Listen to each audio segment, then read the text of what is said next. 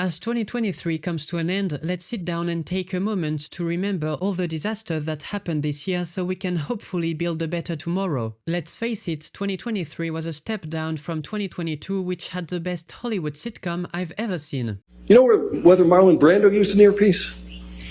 Isn't he dead? So the answer is no, he does not use one now.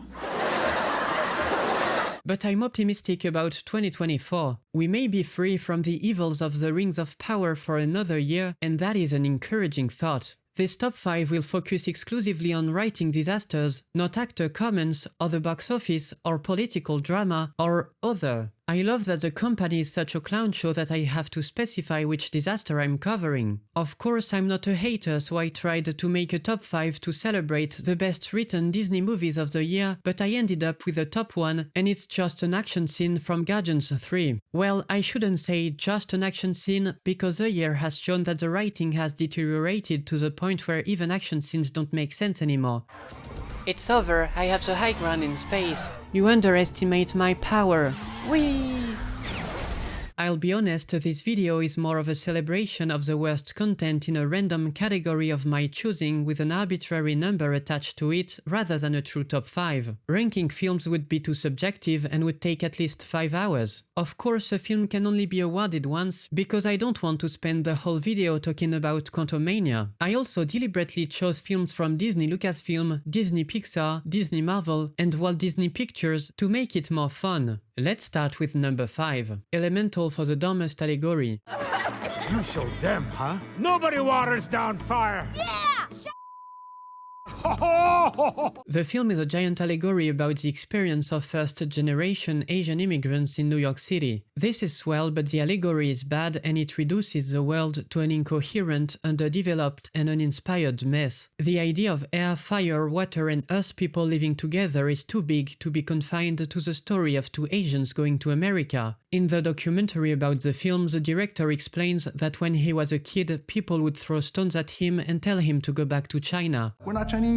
He recreated that moment in Elemental, but in a completely different context. In the film, the fire people are not allowed to enter the flower show for obvious reasons. Security tells them to leave and to go back to Fireland. Throwing stones at someone because they're Asian doesn't sound like a valid reason, but banning fire people from a flower show sounds perfectly legitimate. Not because they have the potential to destroy it, because any of the 4 elements can, but because fire people can accidentally set things on fire.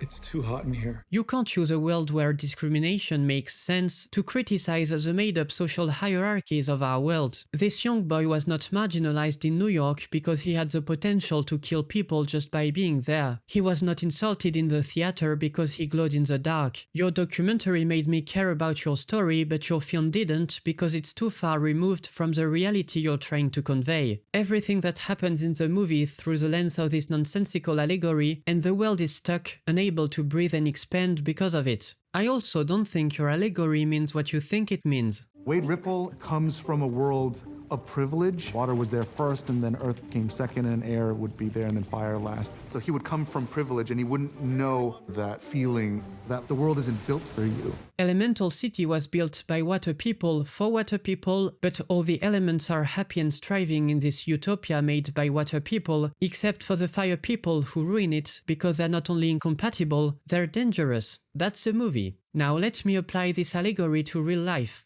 New York City was built by white people for white people, but all races and ethnicities are happy and striving in this utopia made by white people, except for the Asian people who ruin it because they're not only incompatible, they're dangerous. Stop making allegories about racism with people who are not of the same species, especially when you end the movie without resolving it. I think you realized you couldn't resolve the whole xenophobia situation because your world is broken, so you conveniently ignored it. Whoops, my allegory sucks and has no depth, so I'll talk about true love instead, and hopefully no one will notice. 5 minutes before the end of the film, Fire Girl almost killed the Water Boy because they were stuck in the same room, but it's okay guys, the power of true love fixed all their differences and now all the water people are friends with all the fire people and they all lived happily ever after. That's why allegories are so cool. You can use them for anything and then throw them in the trash in the middle of your story if you don't know what to do with them. And the best part is that everyone will say you've written a masterpiece because they think allegories are glorified hyperbole. Number 4. Ahsoka for the worst payoff.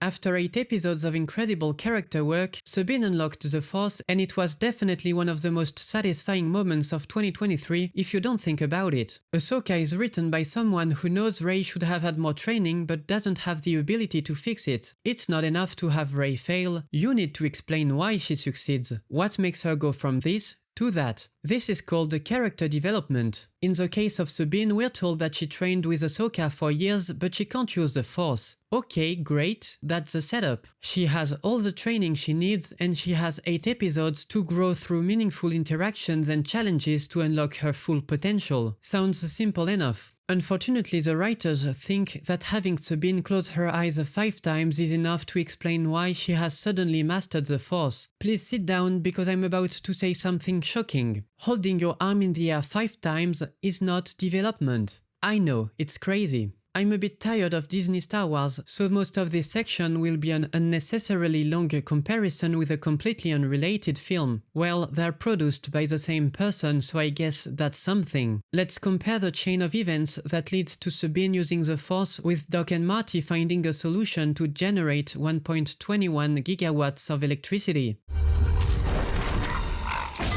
Sabine used the Force. How? Because she tried. She had a shallow conversation about trying. She tried. She had a shallow conversation about trying. She trained. That's it. Can anyone tell me why she can use the Force now? What has she learned or discovered that would explain this sudden turn of events? Her failed attempts don't teach her anything. She tries, she fails, she moves on.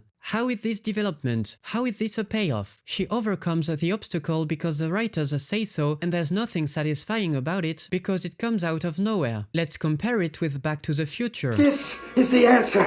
Doc unlocked the ability to generate 1.21 gigawatts of electricity. How? Marty told Doc about a lightning strike. Why? In desperation, Doc gave him the craziest idea he could think of. Why was he desperate? Marty begged him for help and showed him a piece of paper that said I love you. Why did Marty have to take the paper out? To convince Doc to help him. Why? Because Doc said it was impossible and told him to give up. Why did Marty have the paper? It was in his pocket and he took a nap without changing. Why is it in his pocket? It has the phone number of his girlfriend's grandmother written on it. Why that? She was staying at her grandmother's house that night. Why is it written on this particular piece of paper? It was given to them by a lady who doesn't want Mayor Wilson to replace the clock 5 seconds before the girlfriend had to go. And what's on the flyer? The date of a lightning strike. And we've come full circle. This whole chain of events makes perfect sense. The problem that occurred at minute 31 was solved at minute 54 by a flyer given at minute 11. What a great payoff. Even a stupid piece of paper with a phone number that Marty didn't use achieved more than the main character in Ahsoka. I know why Doc and Marty are able to overcome their obstacle because the movie showed it to me. They didn't just unlock the ability to generate electricity. I don't know why Sabine is able to overcome hers because the movie suddenly decided that she could. She wasn't able to use the Force after years of training, after her parents died, after she almost died, after she desperately tried to reach Ezra, but now it works. And what makes it even worse is that she didn't just use the Force once in a desperate attempt to save her life. No, she unlocked it like Rey Palpatine. She can use it twice in a row without a problem. There's no struggle, no lesson, no arc, no payoff. She can't and then she can. The reason this scene works and this one doesn't is because this is not a payoff, this is character development. The scene shows how strong Luke has become since last we saw him. He has been training off-screen and now he can do it.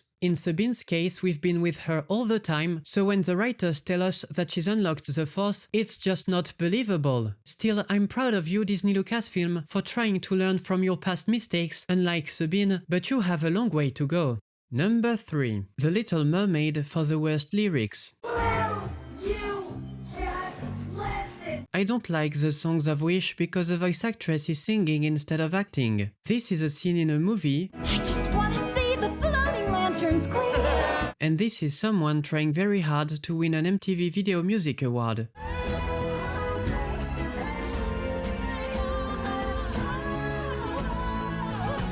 The lyrics are pretty bad too, so this spot should probably go to Wish, but at least they tried to write something new, so I'll give them a sticker. The Little Mermaid, on the other hand, is a lazy remake that butchered the original songs to appeal to an audience that doesn't exist. The only reason to watch Disney princess movies is of course for the villains. Nobody cares about princesses because they are for little girls, except Ariel, I like her, and Jasmine, obviously, and Mulan, she's cool, and Rapunzel too, and shit. It's almost like good characters are made for everyone. Where was I? Oh yeah, so the villains are the highlight of the movies, so when they destroyed poor unfortunate souls, it became personal. In this version, Ursula has put an amnesia spell on Ariel. No matter how hard that girl tries, she won't remember she needs to get that kiss. It means that Ariel doesn't remember the deal, so the song is pointless. If Ursula can cheat on the deal, why waste time trying to convince her? Why even wait 3 days? Just use your unlimited powers to be queen now. Contracts are tools to set the stakes and send the hero on a journey. It teaches the hero a lesson, and it forces the villains to come up with a plan to make sure they win, which makes them interesting, not just boring cheaters. What lesson Ariel learns from amnesia? Also, Disney songs are supposed to drive the plot, and throwing this incredibly important line right after the song shows that Poor Unfortunate Souls was not made for this story. And that's not even mentioning the fact that some of the lines no longer make sense because the nature of the deal has changed. Maybe they should write new songs instead of destroying old ones. And it doesn't stop there, of course. They removed an entire verse because it was deemed problematic. We have some revisions in Poor Unfortunate Souls regarding lines that might make young girls somehow feel that they shouldn't speak out of turn, even though Ursula is clearly manipulating Ariel to give up her voice. One of the funniest quotes I read all year. The use of the words might, somehow, even though clearly, really conveys the idea that this change was needed. What's also hilarious is that the verse is clearly aimed at adults. Kids can experience discrimination, but as Peter said in his documentary, it's not something they can fully understand. As a kid,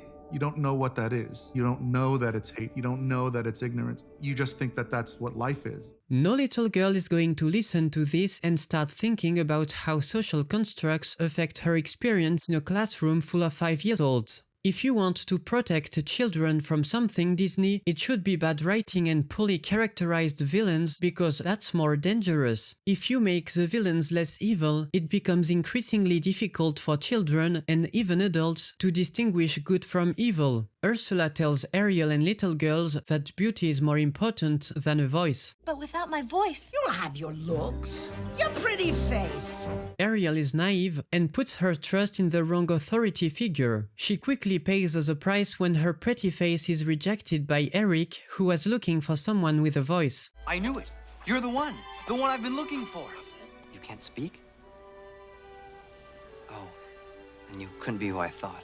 Her voice is more important than her looks, as Eric fell in love with Ariel without even seeing her face. Poor Unfortunate Souls is not inappropriate because Ursula is proven wrong and is framed as evil. Context dictates what is offensive and what isn't. I can't wait for the remake of The Hunchback where they'll remove Hellfire because I don't want 40-year-old women to think that their own existence is a plague on the virtue of all men. I don't know how the people at Disney look at these cartoonishly evil villains and think kids will listen to them. One teensy-weensy but ever so crucial little tiny detail. I own you! Mommy, when I grow up, I want to behead witches and burn in the fires of hell for all eternity. It's probably written by people who think kids' movies should be stupid because children are stupid. It would explain why the critically acclaimed song The Scuttlebutt exists. It almost makes the song This Is the Thanks I Get sound like a masterpiece. Number 2. Secret Invasion for the dumbest line. You pimped us, Fury! Secret Invasion is like Invasion of the Body Snatchers if you take away the tension, the suspense, and a plot that makes sense. It's so amazing to me that you got Olivia and Sam to do a scene together and somehow managed to make it one of the shittiest moments of 2023. Fury, why haven't you called any of your special friends down? This is personal. We can't keep depending on these superheroes to swoop in and save our asses. I mean, it's a bit late for that now, you should ask them for help this time and prepare to fight the next one alone, but sure, it just sounds a bit selfish to be acting like this hours before the potential destruction of the world. None of them have lived the life I have. None of them can defend the world the way I can. I don't know what any of this means, but I'm sure you'll explain in a moment. The only power I have was planted between my ears by a single mother and wrapped around my finger by a woman far greater than I could ever hope to be. What? Uh-oh, he's finally lost it. Should we toss him in a home? Yeah, I'll get the car. What does any of this have to do with the situation? His mother has never been of any relevance, but I suppose she raised him, so okay. But his wife? Please, it took 15 years to see her and she's completely useless, so don't make me laugh. I'm really curious to know why this line exists other than to belittle him. The whole point of the show was to deconstruct Fury because we're not allowed to have cool heroes anymore. Literally a minute earlier, he said that everything was his fault. So you are responsible for all this? Yeah.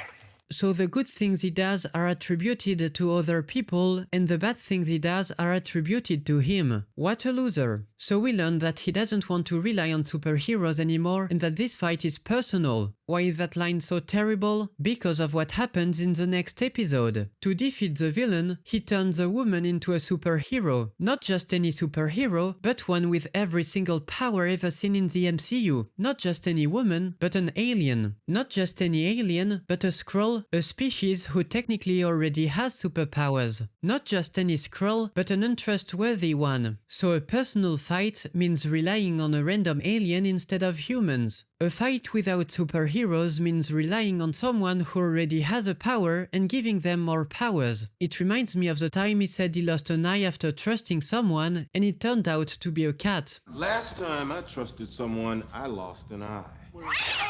I guess even shitty poetry can rhyme. What's the difference between doing it yourself by calling Carol and doing it yourself by creating a new Carol? It's the same thing. The scene would be fine if Fury wanted to do it by the book, but that's not the case. The plan is to give two aliens all the powers ever and hope that the good alien, who is not so trustworthy, wins and then does nothing bad with her powers. The plan is stupid and completely contradicts this line. So the only way he can defend the world is to make more superheroes without calling them superheroes. Fury is an idiot, which explains why no one else can defend the world the way he can.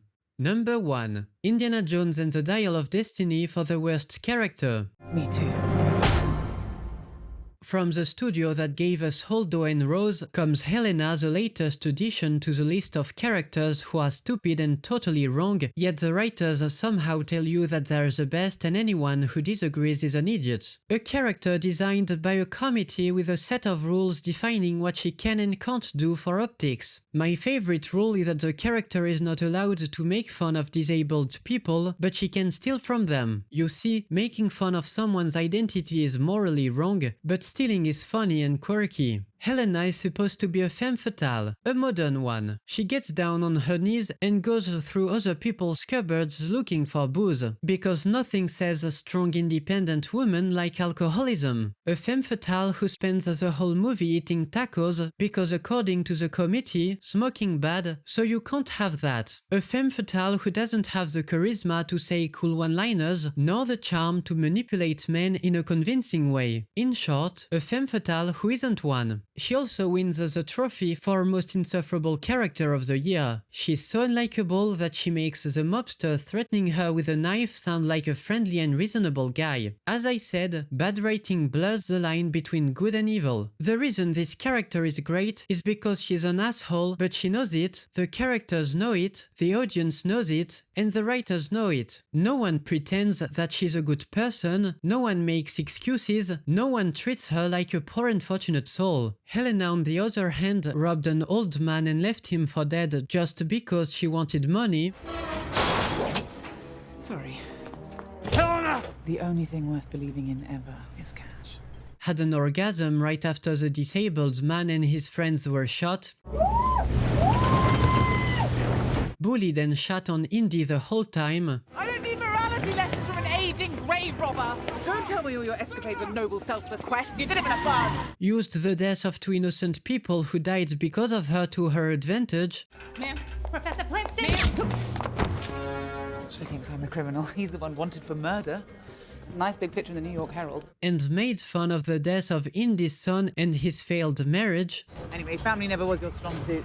But don't worry, guys, she's a good person. None of this would be a problem if she wasn't framed as a hero. Her terrible actions are either blamed on someone else or conveniently forgotten. Helena not only saved Indy's life, she also fixed his marriage. How did that happen? I have no idea. We're told they split up over the death of their son, and now they're back together. It has nothing to do with the movie, but they inserted it to make Helena look good. Indy is a loser whose only purpose in life is his wife, because apparently Indiana Jones was a rom-com all along. Whoops, wrong footage. The whole point of this film is to shit on Indy and deconstruct him to put their trash character into the story, which reminds me of someone, but I can't remember who. And here it is, Disney's top 5 writing disasters of the year. The competition was particularly tough and unfortunately not everyone could win. Hopefully there will be fewer contenders next year. It's true that Quantumania was unfairly snubbed, but I was told that the jury really didn't want to touch that movie because we would have to listen to 30 minutes of preamble for the people who haven't seen it to even begin to fathom the stupidity of that film. Anyway, I can't wait to see what 2024 has to offer. Who's the next victim?